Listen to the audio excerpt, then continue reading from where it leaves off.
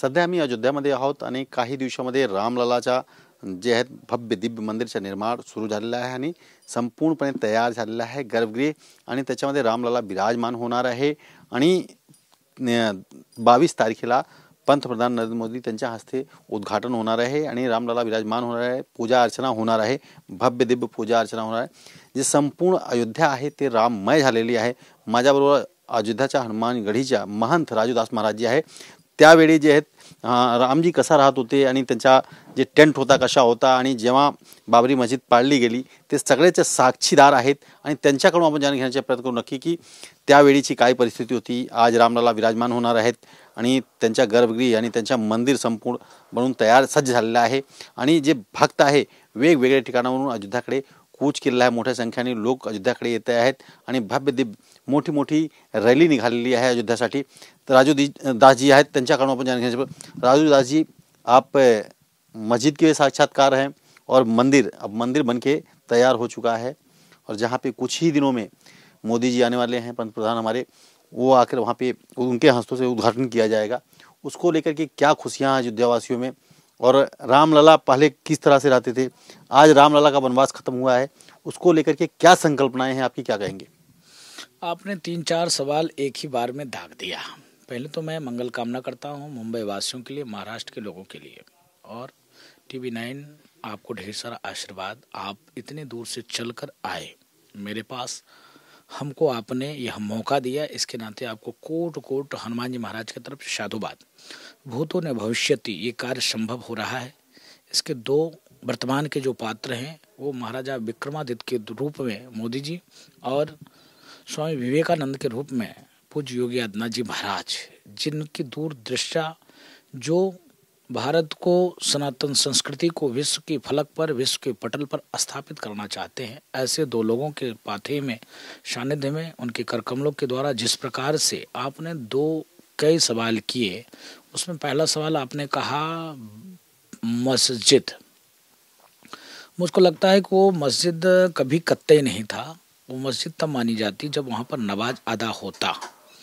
जिस प्रकार से बेधर्मियों ने, आक्रमणकारियों ने, षड्यंत्रकारियों ने, बाबर एक विदेशी आक्रांता था, आक्रमणकारी था, लुटेरा था, बलात्कारी था। वो प्राय पुरुष से संबंध रखने वाला, जो देश के लाखों मंदिरों को तोड़ने वाला, गुरुकुलों को तोड़ने वाला, संतों की हत्या करने वाला, वेद विद्यालयों को ध्वस्त करने वाला, वेद पाठी ब्राह्मणों को गला काटने वाला, वो इस्लाम से जोड़ कर देखना, और जिस प्रकार से इस्लाम में मुझको लगता है कि इस्लाम से उसको जोड़कर देखना तो इस्लाम के मुंह पर वो तमाचा है ऐसे लोगों का। तो मुझको लगता है कि वहाँ पर एक भी बार, पहली बात तो नमाज नहीं पढ़ी गई।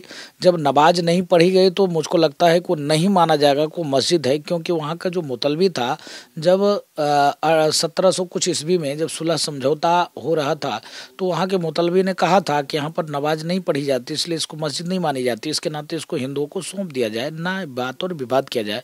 उस समय में अंग्रेज़ों का शासन था, उसने जो वहाँ जो हमारे निर्मोही अखाड़े के श्रीमंत थे और मुतलबी को वहाँ जो है अभी भी इमली का पेड़ है, वहाँ फांसी में के फंदों में लटकवा दिया गया। अब आ जाइए, उस मस्जिद से हम लोग निकल कर आते हैं कि किस प्रकार से उस राम जन्मभूमि की लड़ाई के लिए 500 वर्ष लगे, 1-2 दिन नहीं लगा। राम जन्मभूमि की रक्षा के लिए, सुरक्षा के लिए, उसका संरक्षण के लिए लाखों साधु संतों ने अपने आश्रम को छोड़कर, आश्रम की व्यवस्था को छोड़कर, पूजा पाठ को छोड़कर, गांव में जाकर, गलियों में जाकर सब जगह अलख जगाया, जिसका परिणाम स्वरूप एक संघ विचार परिवार का जन्म हुआ। और संघ विचार परिवार के लोगों ने जो एक अलख जगाई, जिसका परिणाम स्वरूप एक लोगों में एक जागृति आई, और उस जागृति आने के बाद ये परिवर्तन आया।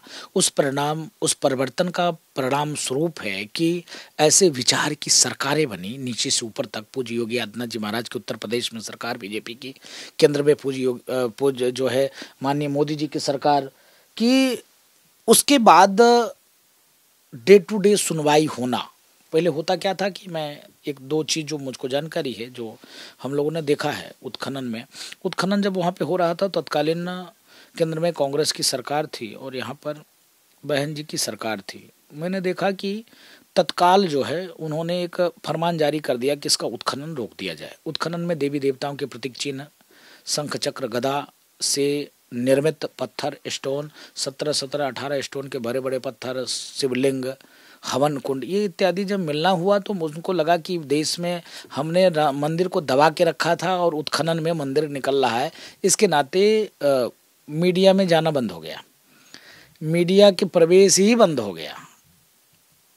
इतना दबाने के बावजूद भी उसके बाद डे टू डे सुनवाई, जो सरकार बनी केंद्र में सरकार बनी, तो केंद्र की सरकार ने अपेक्षा किया राज्य सरकार में, तो राज्य सरकार उस समय में थी नहीं, माननीय मुल्ला मुलायम सिंह जी की शासन सत्ता सरकार थी, तो बन नहीं पा रहा था। लेकिन पूज्य योगी आदित्यनाथ जी की जब सरकार बनी तो यहाँ से जितने साक्ष्य थे, एविडेंस थे, प्रमाण थे, सीडी बनकर प्रूव विथ वहाँ तक कोर्ट में पहुँचा, कोर्ट के द्वारा डिसीजन आए, क्योंकि वेद पुराण शास्त्र उपनिषद में तो वर्णन है ही है। तो जब खसरा खतौनी में भगवान राम के नाम से 1500 कुछ ईस्वी में वो था, उसके बाद जब आदेश आया तो आदेश आने के बाद भी विपक्षियों को हजम नहीं हुआ, विपक्षी लगातार प्रयास किया, क्या है तो अभी फायदा बीजेपी को मिलेगा, राष्ट्रपति के पास चलेगा, तो राष्ट्रपति ने कहा कि यह कोर्ट के द्वारा तय हो रहा है। कोर्ट ने वो एक कमेटी बना दी, कहीं भाई इसमें तकलीफ क्या है, इसमें केंद्र के एक अधिकारी हैं, उत्तर प्रदेश सरकार के एक अधिकारी हैं, वहाँ का वर्तमान का डीएम है वो है, प्लस बाकी जो कोर्ट तय करेगा उस हिसाब से लोग रखे जाएंगे, उस हिसाब से लोग रखे गए। आज ट्रस्ट बन गया, ट्रस्ट बनने के बाद जब वहाँ भूमि पूजन की बात आई तो भूमि पूजन पे भी उन लोगों ने आपत्ति किया कि अभी मुहूर्त नहीं है, अभी ऐसा नहीं है, अभी वैसा नहीं। शंकराचार्य पूज्य स्वरूपानंद जी महाराज को पकड़ लिया गया, स्वरूपानंद जी ने कहा कि अभी मुहूर्त नहीं है, तो सनातनियों ने कहा कि भगवान राम के लिए कौन सा मुहूर्त, तो वो भी कार्य हुआ।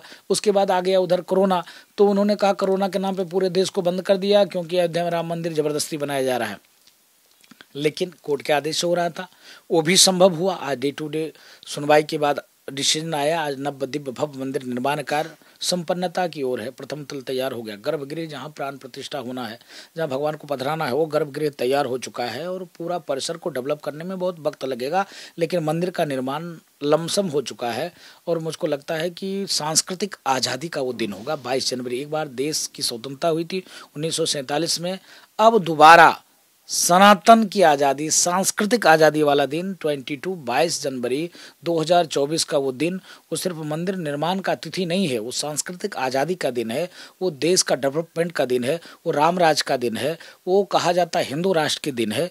उस दिन सांस्कृतिक आज़ादी का वो दिन है। इसके नाते हम लोग सनातनी खूब गर्व से एकदम उत्साहपूर्वक उस दिन का प्रतीक्षा कर रहे हैं और हम लोग उस उत्सव में शामिल होने के उत्सुक हैं। जैसा कि बात करें तो पूरे देश विदेश में काफ़ी जगह पे निमंत्रण भेजे गए हैं।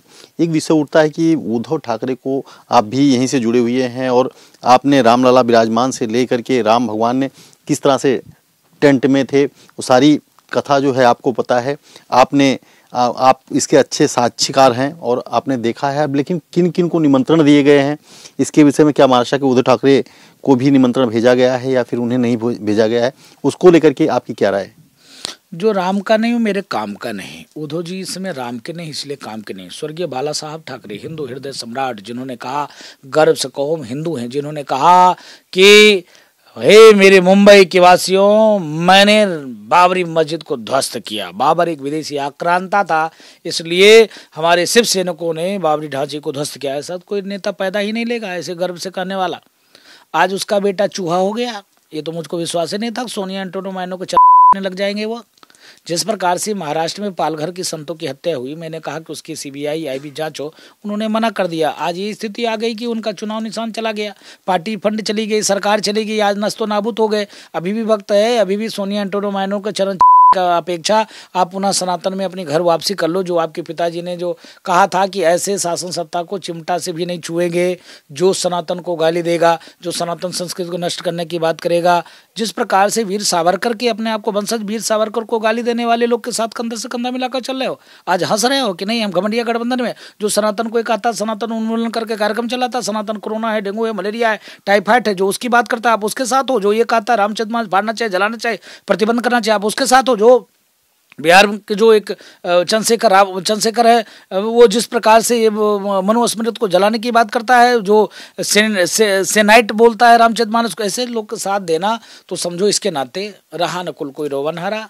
तो मैं तो मैं अपेक्षा करूंगा ट्रस्ट के लोगों से कि ऐसे कालनेमियों को निमंत्रण मत दो जो सनातन को गाली देता हो, ऐसे कुकर्मियों को न्योता नहीं दो जो राम को काल्पनिक कहता हो, ऐसे भेड़िए नरभक्षी भेड़िए को मत निमंत्रण दो जो हिंदू को हिंदू से, मुसलमान को लड़ा कर मारने की बात करता हो, बांटने की बात करता हो। ऐसे लोगों को ट्रस्ट से निवेदन नहीं देना चाहिए। दूसरी बात रही आप कि राम जी इतने दिन तक टेंट में, राम जी को इतने दिन तक टेंट में रखा कौन? राम को काल्पनिक किसने कहा? इतने दिन में टेंट में रखने का प्रयास किसने किया? आदेश आने के बावजूद भी फंसाने का, लटकाने का काम कर रहे हैं। उतने दिनों तक भगवान टेंट में थे, दुर्भाग्यपूर्ण था, टेंट फटे हुए थे, टेंट से पानी गिर रहा था, लेकिन फिर भी वहाँ टेंट नहीं बदला जा रहा था। हम साधु होने के बावजूद इतनी फर्स्ट क्लास व्यवस्था में रहते हैं, लेकिन भगवान टेंट में रहते थे। साल में एक बार वस्त्र बदला जाता था। कितनी निंदनीय, कितने दुर्भाग्य की बात होती थी। लेकिन चलिए कोई बात नहीं, सारे दिन को भुला दिए। लेकिन याद रखना पड़ेगा कौन अपना है, कौन पड़ा है, कौन मेरे विपरीत परिस्थिति मेरे साथ था। इसके नाते मैं आभार व्यक्त करता हूं पुनः देश के यशस्वी प्रधानमंत्री को, धन्यवाद व्यक्त करता हूं उत्तर प्रदेश के यशस्वी मुख्यमंत्री योगी आदित्यनाथ जी महाराज को, जिन्होंने संतों का साथ दिया, जिन्होंने राम भक्तों का साथ दिया, जिन्होंने सनातनियों का साथ दिया, जिसका परिणाम स्वरूप है कि आज भव्य दिव्य नव राम जन्मभूमि मंदिर निर्माण का निर्विघ्नता पूर्व अयोध्या का डेवलपमेंट हो रहा है। ये तो भूतों न भविष्यति संभव नहीं था। आप समझो कि कोर्ट के आदेश आने के बाद काला तिरपाल ओढ़कर रो रहे थे, मातम मना रहे थे ये कालनेमी सदन में, तो क्या हम इनसे अपेक्षा कर सकते थे क्या कि हमको न्याय देते, राम जन्मभूमि मंदिर बनवा देते? नहीं देते। ये लोग कहते थे, अभी भी मैं देखता हूं कि सपा का एक सांसद है सफी वर्क रहमान, उसने कहा कि जिस दिन मोदी आएंगे उस दिन मैं मस्जिद में जाऊंगा, वहां दुआ करूंगा कि पुनः बाबरी मस्जिद तामील हो। कितने दुर्भाग्य की बात है। एक तरफ तो आप कहते हो कि यहाँ गंगा जमुनी तहजीब की बात करते हो, एक तरफ डेमोक्रेसी की बात करते हो, एक तरफ आप ये कहते हो कि देश धर्म निरपेक्ष, पंथ निरपेक्ष है, धर्म निरपेक्ष है, यहाँ हर व्यक्ति सामंजस्य समानता से रहता। दूसरे तो आप एक टोपी पहनकर और दूसरे कौम को मिटाने की बात करते हो, तो नहीं चलेगा। ना हम टोपी पहने, ना किसी को टोपी पहनाए। जो राम का नहीं किसी काम का नहीं। जो अब राम की बात करेगा, रामत्व की बात करेगा, जो अयोध्या की बात करेगा, जो पारब्रह्म परमात्मा भगवान श्री कृष्ण की जन्मभूमि बनाने की बात करेगा, जो भगवान भोले का मंदिर का भव्य दिव्य निर्माण की बात करेगा, जो 30,000 जो आक्रांताओं ने, आक्रमणकारियों ने मेरे मंदिर को नस्तो नाबिद किया है, उसको बनाने की बात करेगा, वही अब हिंदुस्तान में राज करेगा। अब काल नेमियों का कोई काम नहीं है। विपक्षी मुद्दा विहीन है, विपक्षी के पास कोई मुद्दा ही नहीं है। विपक्षी इतना मुद्दा विहीन है कि खिलाड़ी को आगे ले आएगा, मंदिर को ले आएगा, मस्जिद को ले आएगा, कोई न कोई मुद्दा ऐसे छेड़कर और भटकाने का काम करेगा। इसलिए विपक्षी गौण हो चुका है। जो सनातन को कोरोना कह दे, डेंगू कह दे, मलेरिया कह दे, भगवान कोरोना हो जाए विपक्षियों को, डेंगू हो जाए विपक्षियों को, मलेरिया हो जाए विपक्षियों को, विपक्षी को टाइफाइड हो जाए, विपक्षी का सर्वनाश हो जाए, विपक्षी मर जाए, ये हमारी अपेक्षा है, ये भगवान राम से कामना है। राम लला विराजमान होने जा रहे हैं, तो एक नारा हुआ करता था महाराज कि अयोध्या तो झांकी है, काशी मथुरा बाकी है, उसको लेकर के क्या आपकी परिकल्पना है? देखिए, अब हिंदू जग चुका है। मैं अपेक्षा करूंगा सनातनी शेरों से, मैं अपेक्षा करूंगा राम भक्तों से, मैं अपेक्षा करूंगा हिंदुस्तान में रहने वाले उन नौजवान भाइयों से जिनके पूर्वजों ने त्याग किया, तपस्या किया, घासों की रोटियां खाई, जिनके पूर्वजों ने सवा मन जनेऊ तोलवाना पसंद किया, इस्लाम स्वीकार नहीं किया। उन लोगों से मेरा अपेक्षा है कि अयोध्या तो झांकी है, मथुरा काशी बाकी है। अब कार सेवा अयोध्या की हो चुकी है। डंके की चोट पे कहते हैं इस टीवी 9 के इस कार्यक्रम में कि पुनः एक जागृति आए और जो वहाँ पर शाही ईदगाह है, जहाँ पर पारब्रह्म परमात्मा भगवान कृष्ण की जो जन्मभूमि है, उस शाही ईदगाह को हटाकर वहाँ पर भव्य दिव्य मंदिर का हम निर्माण करेंगे, जल्दी ही करेंगे। दुनिया की कोई ताकत अब नहीं रोक सकती, क्योंकि उन्होंने तलवार के बल पर मिटाया था, अब हम कलम के बल पर बनाएंगे। बाबा साहब भीमराव अंबेडकर द्वारा रचित संविधान के बल पर अब हम किसी को दबा नहीं रहे हैं। हम कोर्ट के शरण में गए हैं। डे टू डे सुनवाई हो और वहाँ उत्खनन हो, जैसे अयोध्या में उत्खनन हुआ, वहाँ पर भी उत्खनन हो, खुदाई हो। दूध का दूध पानी का पानी हो जाएगा। वहाँ तो सीधे प्रमाण दिखता है, यहाँ तो सब ध्वस्त कर दिया था, जमीन के अंदर समाहित कर दिया था, कई बार मंदिरों को तोड़ा गया था, एक बार नहीं। इसके नाते अभी आप जाएंगे राम जन्मभूमि पर, आज जब आप गए होंगे, मुझको पता नहीं आप लोग देख पाए कि नहीं देख पाए, उसके जस्ट सामने बाहर जो है वो पत्थर रखे हुए हैं, स्टोन के टूटे हुए प्राचीन पत्थर, ऐसे पत्थर वैसे पत्थर बाहर फेंके हुए हैं। तो ये सब उत्खनन में मिला था। इसके नाते मैं अपेक्षा करता हूँ कि अब उस दौर को खत्म करना है और अब इस डेमोक्रेसी में, लोकतांत्रिक व्यवस्था से, में संविधान के द्वारा हम लोग जो है मथुरा को भी लेंगे और काशी को भी लेंगे। अब वो दिन दूर नहीं, जल्दी ही कार सेवा वहाँ करने वाले हैं। और अयोध्या तो झांकी है, मथुरा काशी अब नहीं बाकी रहेगा, वो भी लेकर रहेंगे। अब तो ओम क्रांति, ओम क्रांति, ओम क्रांति, ओम शांति तो बहुत हो गया। अब ओम क्रांति के साथ, हिंदू मुस्लिम एकता के साथ सब समन्वय बनाकर हम लोग कार्य करके और मथुरा और काशी का भी काम करेंगे। महाराज जी, जैसा कि देखा जाए कि जहाँ पे उद्धव ठाकरे आज उनका एक महाविकास आघाड़ी गठबंधन है, वहीं पर राज ठाकरे एक हिंदुत्ववादी चेहरा है और राज ठाकरे को क्या निमंत्रण दिया गया है यहाँ से, और राज ठाकरे भी इस समारंभ में शामिल होंगे? नहीं, आप समझिए कि जब ट्रस्ट गोली चलाने वाले को न्योता दे सकती है, जब ट्रस्ट राम को काल्पनिक कहने वाले को न्योता दे सकती है, जब ट्रस्ट राम मंदिर के विरोध में 16-16, 17-17 वकील खड़ी करने वाले को निमंत्रण दे सकती है, तो मैं अपेक्षा करता हूँ कि वो हिंदू शेर है, उसको निमंत्रण क्यों नहीं मिलेगा? उसको भी निमंत्रण मिलेगा, वो भी आएंगे। राज ठाकरे को निमंत्रण मिलेगा और राज ठाकरे आएंगे अयोध्या, क्या उसको लोग क्या कहेंगे आप? नहीं, आना चाहिए। मैं मिला हूँ राज ठाकरे जी से और आपके सानिध्य में भी मिला हूँ, आप सारे मीडिया के लोग मौजूद थे। वो सनातनी शेर है और उसको निमंत्रण जाना चाहिए। और नहीं भी निमंत्रण जाए तो मैं तो निवेदन करता हूँ आपके चैनल के माध्यम से, राज ठाकरे जी को आना चाहिए अयोध्या। महाराज, जैसा कि आपने भी मुलाकात किया था और उस दौरान आपने उन्हें आमंत्रित किया था अयोध्या आने के लिए कि आप अयोध्या आइए, तो इस बार क्या आपने उन्हें पुनः आमंत्रित किया है अयोध्या रामलला दर्शन के लिए, आप आइए? नहीं, मैं घूम कर पूरे देश में तमाम ऐसे नेताओं को निमंत्रण दिया है जो सनातन से जुड़े हैं, जो सनातन संस्कृति की बात करते, जो हिंदुत्व की बात करते, जो राष्ट्र की बात करते, जो सामंजस्य की बात करते, समानता की बात करते, जो हिंदू मुस्लिम और लड़ाने की बात नहीं करते, हिंदू मुस्लिम एकता की बात करके, और ना टोपी पहनते ना दूसरे को टोपी पहनाते हैं। ऐसे में राज ठाकरे भी हैं और उनको निमंत्रण मैंने दिया था और वो भी जरूर आएंगे, आना चाहिए। जैसे कि बात करें कि कल यहाँ पे मुख्यमंत्री महोदय का भी दौरा है, मुख्यमंत्री महोदय राम मंदिर जाएंगे और वहाँ का दौरा करेंगे, वहाँ पे पूजा अर्चना भी कुछ क्षण की उनकी की जाएगी, और उसको लेकर के आप क्या कहना चाहेंगे? आप भी साथ में रहते हैं, जब मुख्यमंत्री महोदय यहाँ अयोध्या में आते हैं तो सबसे पहले हनुमानगढ़ी आते हैं, हनुमान जी का दर्शन करने के बाद ही वो रामलला के दर्शन करने के लिए जाते हैं, आप भी साथ में होते हैं, उसको लेकर के क्या संरचना है, क्या कहेंगे? नहीं, देखिए, होता क्या है कि राम द्वारे तुम रखवारे होत ना गए बिन पैसा। हनुमान जी महाबली हनुमान है, राजा हैं, और एक प्रलौकिक राजा और लौकिक राजा उत्तर प्रदेश के जब आते हैं तो भाई स्वाभाविक है आके राजा से मिलकर और राजा से निवेदन करते कि आपकी स्टेट में मैं आया हूँ, आपकी रियासत में आया हूँ, मेरी अर्जी स्वीकार करो, और जो आपकी जो मर्जी है परमात्मा भगवान श्री राम की मंदिर उसको कैसे बना सके, कैसे डेवलप कर सके, ऐसा आशीर्वाद दो। तो योगी जी आ रहे हैं और योगी जी जब भी आते हैं तो हनुमानगढ़ी पहले दर्शन पूजन करते हैं, संतों का आशीर्वाद लेते हैं, उसके बाद विकास कार्य की समीक्षा की बैठक, कैसे डेवलप, कैसे विकास, किस योजना को कैसे आगे बढ़ाया जाए और कितना बेहतर किया जाए और क्या खराब लग रहा है उसको कैसे बदला जाए। उसके बाद फिर संतों के साथ भोजन, संतों के साथ मीटिंग, और महाराज जी आशीर्वाद दीजिए और क्या किया जा सकता है, ऐसा सुझाव लेने के बाद वापस जाते हैं। तो कल पूरे दिन व्यस्तता ऐसी रहेगी।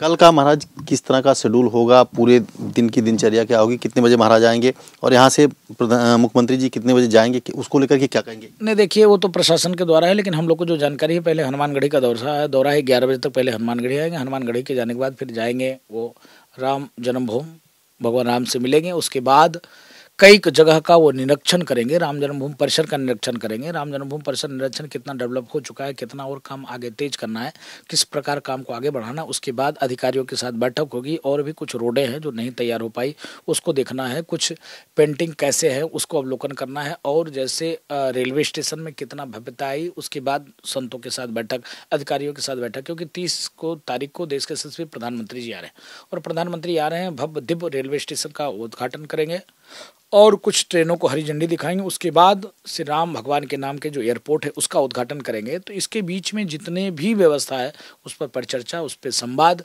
और उस पर जो है बैठक करेंगे। राजू जी दास महाराज जी, जैसा कि सुना है कि एक आपका टानिक है, एक भगवान राम का टानिक है, वो दोनों टानिक में अंतर क्या है? भगवान राम नाम के टानिक में क्या अंतर है, और जो आपका टानिक है वो किस तरह से आप दे रहे हैं, उसको लेके क्या कहेंगे? नहीं, आपने हमारा टॉनिक तो देखा, सुबेरे से मैं स्टार्ट हूँ, अभी तक बंद हुआ नहीं हूँ। रात के बज रहा है 11 बज रहा है और अभी तक हमारी टॉनिक राम जी के बल पे हम लोग चलते हैं। आप देखिए जिस प्रकार से अयोध्या डेवलपमेंट, अयोध्या विकास, जिस प्रकार से योगी जी की कार्यशैली लगातार रातों दिन जगकर सनातन संस्कृति, सबका साथ सबका विकास सबके विश्वास के साथ, राम राज का मतलब ही होता है किसी को दुख नहीं, किसी को तकलीफ नहीं, किसी को भय नहीं, किसी को पीड़ा नहीं। आप देखिए ये प्रदेश था, दंगा प्रदेश कहलाता था, आज यही प्रदेश उत्तम प्रदेश की ओर जा रहा है। अपराधी घर से निकलना पसंद नहीं करते, अगर जेल में है तो जेल से बाहर नहीं आना चाहते, अगर जेल में भी इनकाउंटर हो जाता है, बाहर आते तो गाड़ी पलट जाती। ये इस समय ताना बाना है। ये टानिक राम जी का टानिक है और राम जी के टानिक के बल पर हम लोग समाज में कार्य करते हैं। और राम रसिया हनुमान जी हैं और हनुमान जी के हम लोग अनन्य भक्त हैं, हनुमान जी के सेवक हैं। तो हनुमान जी राम रसिया तो उनके चेला, तो और हम लोग एसपीजी फोर्स हैं हनुमान जी महाराज का। जैसे वो राम जी के एसपीजी फोर्स हनुमान जी हैं जो कार्य करते, वैसे हम लोग हनुमान जी के एसपीजी फोर्स हैं। तो एसपीजी फोर्स का जो उनके पिताजी इतना टाइट है, इतना आशीर्वाद है। और हमारे टानिक से तो सब परेशान होता है। हमारे टानिक इतनी, जो राम का नहीं, किसी काम का नहीं, जो राम मंदिर का विरोध करे, जो राम सेतु का विरोध करे, जो राष्ट्र का विरोध करे, जो संस्कृति का विरोध करे, जो रामचरितमानस फाड़ने जाने प्रतिबंध करने की बात करे, उसको तो हम लोग ऐसे ठुकाई करते हैं, ऐसे पिटाई करते हैं, ठीक किए रहते हैं। इसके नाते हम लोग राम नाम के टानिक के बल पर ठीक किए रहते हैं। इसके नाते हर व्यक्ति को राम नाम का टानिक लेना चाहिए, क्योंकि पारब्रह्म परमात्मा भगवान श्री राम चक्रवर्ती महाराजा दशरथ के बेटे होते हैं, जो अयोध्या सदैव देवलोक को जाते हैं राक्षसों को मारने के लिए। देवताओं का जब पुण्य छीन होता है तो ये वहां जाते हैं देवलोक में। इसी प्रकार से भगवान राम सबरी के जूठे बैर खाते हैं, भगवान राम निषाद राज को गले लगाते हैं, भगवान राम केवट से निहोरा करते हैं, भैया नैया पार कर दो। भगवान राम जिस प्रकार से राक्षसों का संहार करते हैं, वो चाहते तो बाली से मित्रता कर सकते थे, सुग्रीव से क्यों? बाली तो रावण को 6 महीने कांख में रखा था, क्या जरूरत था? सिर्फ उससे संगठन बना लेते, जाको बाली ठीक कर देता। लेकिन नहीं, अनुज बधु भगनी सुतनारी, ये सब जो जिस प्रकार से राम एक आदर्श पुरुष है, मर्यादा पुरुषोत्तम है, पार ब्रह्म परमात्मा भगवान श्री राम, तो उनके जो आदर्शों पे चलेगा उसके जीवन में एकदम एकदम एकदम ये टानिक जबरदस्त टानिक है। आप भी लिया करिए। महाराज जी, जैसा कि 22 तारीख को प्रधानमंत्री जी आएंगे और उनके हाथों से उद्घाटन होने वाला है, पूरी अयोध्या राममय हो गई है और यहाँ पे तैयारियां बड़ी जोरों से की जा रही हैं। 22 तारीख का इंतजार है लोगों को, देश और विदेश से लोग आने वाले हैं, उसको लेकर के आप क्या कहेंगे? कितनी तैयारियां हैं और लोगों को क्या आह्वान करेंगे? देखिए, पहले तो तैयारी पे हम लोग बात कर लें, अयोध्या कितना डेवलप हुआ। चाहे नया घाट से लेकर सिंगार हट से लेकर हनुमानगढ़ी, चाहे भक्ति पथ हो, राम पथ हो, आप जब देखेंगे तो ये डेवलपमेंट विकास यहाँ से लेकर शहादतगंज से लेकर और नया घाट तक। आप हनुमानगढ़ी सिंगार हट पे खड़े होंगे तो आपको सीधे हनुमानगढ़ी गेट दिखेगा, हनुमानगढ़ी पे खड़े होंगे तो सीधे आपको दशरथ महल दिखेगा, दशरथ महल पे सीधे खड़े होंगे तो राम जन्मभूमि का गेट दिखेगा। ये सब संभव नहीं था। इस प्रकार का डेवलपमेंट का कार्य जो हुआ है वो तो न भविष्यति, सिर्फ मंदिर का ही निर्माण नहीं, सांस्कृतिक आज़ादी के दिन है। उस दिन जिस प्रकार से देश आज़ाद हुआ था, उसी प्रकार से 22 जनवरी 2024 सांस्कृतिक आज़ादी के दिन है। वो आज़ादी हर व्यक्ति के लिए एक महत्वपूर्ण होता है। रही देश विदेश से लोग आएंगे, कई देश के लोग आ रहे हैं, राम भक्त अयोध्या आए, उनको कोई तकलीफ न हो, इस चीज़ को लेकर लगातार प्रयास है कि अयोध्या कैसे, अयोध्या में रहने वाले लोग जिनके मकान हैं, जिनके दुकान हैं, जहाँ लोगों को रखा जा सके, होम स्टे तर्ज पर हम लोगों ने जो भी बनाया, लोगों से संपर्क करके जिनके घर में 4, 6, 5, 8 कमरे हैं वो सरकार को प्रोवाइड करते हैं, वो उपलब्ध कराया। इसके अलावा टेंट सिटी करके बनाया है, उसमें लोगों को ठहराया जाए। इसके अलावा और भी बड़े बड़े भवन, जब से राम जन्मभूमि मंदिर का आदेश आए तब से मेरे जानकारी में कम से कम 30 से 35 होटल और नए तैयार हो चुके हैं। अयोध्या में जो भी आए किसी भी प्रकार की तकलीफ ना हो। हरियाणा का एक टीम है जिसने हमको 1 लाख लोगों के भोजन की व्यवस्था दिया है, उनकी भोजन की व्यवस्था रहेगी। प्रयास रहेगा जो भी राम भक्त, जो भी सनातनी अयोध्या आए, किसी भी प्रकार से तकलीफ ना हो। चाहे देखिए जो विकास कार्य की जो व्यवस्था है, अयोध्या का रेलवे स्टेशन भूतों न भविष्य इतना खूबसूरत, देखकर आप दंग रह जाएंगे। एयरपोर्ट देखेंगे दंग रह जाएंगे, राम की पैरी देखेंगे दंग रह जाएंगे। जो प्रयास है सरकार के विकास का, तो विकास की पैमाना बहुत गजब का है, बहुत तेजी से चल रही है।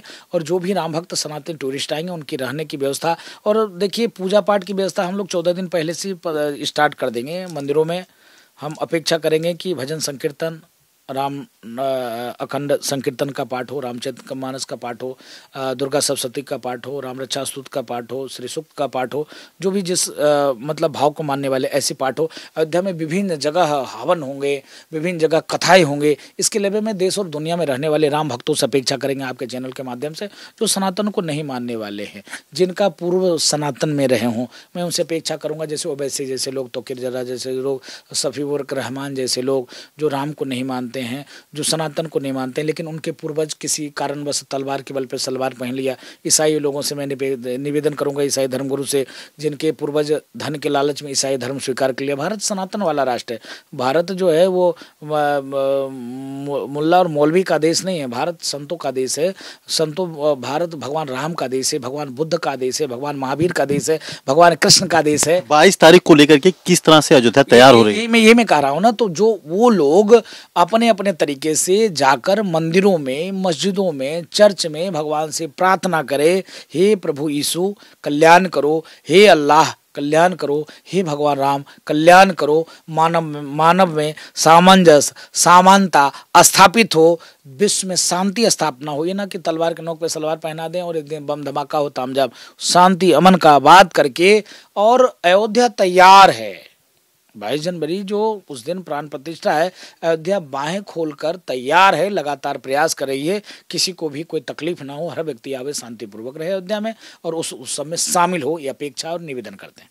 अयोध्या की सुरक्षा को लेकर के किस तरह से यहाँ पे कदम उठाए गए हैं, उसको लेकर क्या जानकारी, आपको क्या कहेंगे? नहीं देखिए, अयोध्या की सुरक्षा को लेकर सुरक्षा के जो मानक वाले जो अधिकारी हैं उनसे आपको बात करना पड़े, वो बताएंगे। लेकिन हमको जो जानकारी है, अयोध्या भगवान राम के बल पे चलता है। 17 ग्रेनेड पिन खोलकर राम जन्मभूमि त्रिपाल पर फेंका गया था, एक भी नहीं दगा।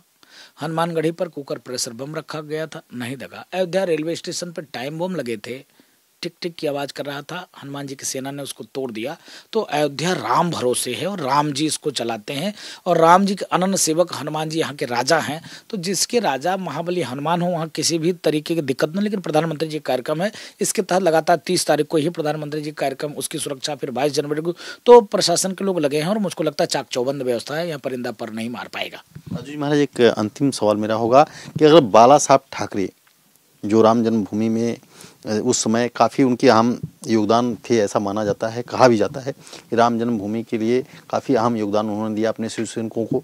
यहाँ पे शिव सैनिक आए और जो उन्होंने प्रयास किए इसको लेकर के, आज बाला साहब ठाकरे अगर होते तो उनको क्या खुशियाँ होती हैं, उनको लेकर के आप किस तरह से देखते हैं? देखिए, आज पूज्य अशोक सिंघल जी होते, बाला साहब ठाकरे होते, पूज्य रामचंद्र दास प्रभंस होते, अवैधनाथ जी होते, तो कुछ बात अलग होती, लेकिन नहीं है। लेकिन उनकी आत्मा प्रसन्न हो रही होगी, ऐसा नहीं है। जो उन्होंने सपना देखा था, उनके हम लोग वंशज हैं, वो कार्य हम लोग पूरा कर रहे हैं। मुझको लगता है कि उनका आत्मा आत्म विभोर हो जाएगा उस दिन 22 जनवरी को, कि जो उन्होंने कल्पना किया था कि यहाँ पर हम मंदिर का निर्माण करेंगे और उनकी सपना साकार हो रहा है। तो मुझको लगता है कि वो अति प्रसन्न होंगे बाला साहब ठाकरे। जिस तरह से बाला साहब ठाकरे के पुत्र उद्धव ठाकरे हैं, उनको निमंत्रण नहीं दिया गया है, या कितना उचित है, इसको लेकर के क्या आपके विचार हैं? नहीं देना चाहिए उन्हें? उनको ही नहीं, जो भी राम का नहीं मेरे काम का नहीं, जो सनातन का विरोध करता है, जो सनातन संस्कृति का विरोध करता है, उसको निमंत्रण नहीं ही देना चाहिए। इन कालनेमियों से सावधान रहने की जरूरत है। स्वर्गीय बाला साहब ठाकरे सनातन शेर थे, हमारे वीर शिरोमणि थे।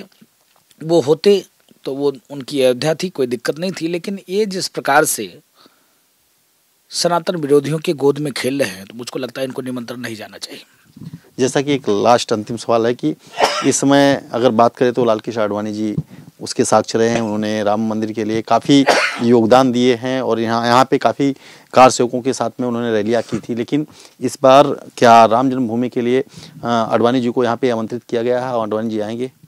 उनको निमंत्रण दिया गया है और वो बुजुर्ग हैं, अगर स्वास्थ्य लाभ उनकी सही रहेगा तो जरूर उनको आना चाहिए।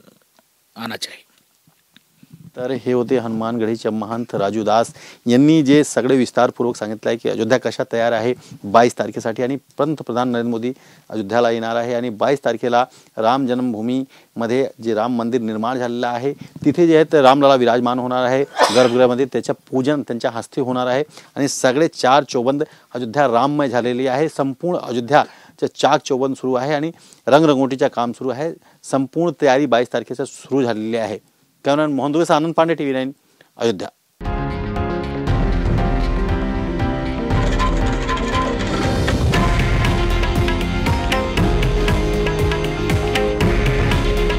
हे आहे देशातील नंबर 1 न्यूज नेटवर्क आणि आपण पाहत आहात TV9 मराठी.